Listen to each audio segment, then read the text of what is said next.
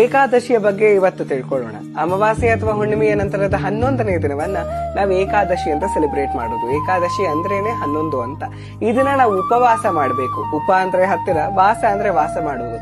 ಭಗವಂತನ ಸಾಮೀಪ್ಯವನ್ನ ಅನುಭವಿಸುವಂತಹ ಭಾಗ್ಯವನ್ನ ನಮಗೆ ಈ ದಿನ ಕೊಡುತ್ತೆ. ಜೊತೆಗೆ ಉಪವಾಸದಿಂದ ಸಂಪೂರ್ಣವಾಗಿ ನಮ್ಮ ಮನಸ್ಸು, ದೇಹ ಪವಿತ್ರವಾಗ್ಬಿಡತ್ತೆ. ಸೈಂಟಿಫಿಕಲಿ ನಾವು ನೋಡಿದ್ರೆ ಏಕಾದಶಿಯ ನಂತರ ಹುಣ್ಣಿಮೆಯವರೆಗೂ ಚಂದ್ರ ಭೂಮಿಗೆ ಹತ್ತಿರ ಬರೋದ್ರಿಂದ ಆತನ ಗ್ರಾವಿಟೇಷನಲ್ ಪುಲ್ ನ ಎಫೆಕ್ಟ್ ಸ್ಪೆಸಿಫಿಕಲಿ ನೀರಿನ ಮೇಲಾಗುತ್ತೆ. ಇದನ್ನ ನಾವು ಸಮುದ್ರದ ಅಲೆಗಳ ಚೇಂಜಸ್ ನಿಂದ ಗಮನಿಸಬಹುದು. ಅದೇ ತರ ನಮ್ಮ ದೇಹದಲ್ಲಿ 60% ನೀರಿದೆ, ನಮ್ಮ ಬ್ರೈನ್ 70% ನೀರು. ಈ ಆರ್ಬಿಟ್ ಪಾತ್ಸ್ ಗಳ ವೇರಿಯೇಷನ್ ನಿಂದ ನಮ್ಮ ದೇಹ ಯಾವುದೇ ರೋಗ ರುಜಿನಗಳಿಗೆ ಒಳಗಾಗಬಾರದು ಅಂತ ಸ್ಪೆಸಿಫಿಕಲಿ ಅಟ್ಮಾಸ್ಫಿಯರಿಕ್ ಪ್ರೆಷರ್ ಆಲ್ಮೋಸ್ಟ್ 0 ಇರುವಂತಹ ದಿನ ಏಕಾದಶಿ ಎಂದು ನಾವು ಉಪವಾಸವನ್ನ ಮಾಡೋದು. ಅದು ನಮ್ಮ ಸಂಪೂರ್ಣ ಸಿಸ್ಟಮ್ಗೆ ಒಂದು ರೀಸೆಟ್ ತರ, ನಮ್ಮ ಬ್ರೈನ್ಗೆ, ಡೈಜೆಸ್ಟಿವ್ ಸಿಸ್ಟಮ್ಗೆ ಒಂದು ರೆಸ್ಟ್. ಇನ್ನು ನಾವು ನಮ್ಮ ಜೀವನದ ಮೇಜರ್ ಭಾಗವನ್ನ ಆಹಾರ, ನಿದ್ರಾ, ಭಯ, ಮೈಥುನದಲ್ಲೇ ಕಳೆದಿರ್ತೀವಿ.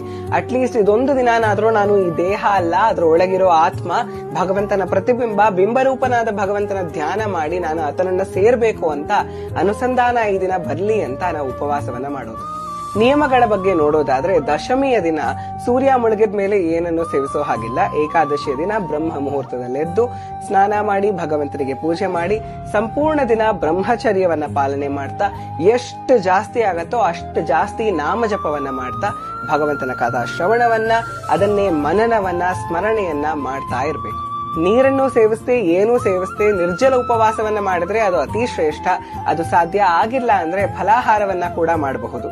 ಮಾರನೇ ದಿನ ಪಾರಣೆಯ ಟೈಮಿಂಗ್ ಅನ್ನ ನೋಡ್ಕೊಂಡು ಭಗವಂತನಿಗೆ ಧಾನ್ಯಗಳಿಂದ ಮಾಡಿದ ಪ್ರಸಾದವನ್ನ ಅರ್ಪಣೆ ಮಾಡಿ ಅದಾದ್ಮೇಲೆ ನಾವು ಅದನ್ನ ಸೇವಿಸಿ ಉಪವಾಸವನ್ನ ಕಂಪ್ಲೀಟ್ ಮಾಡಬೇಕು.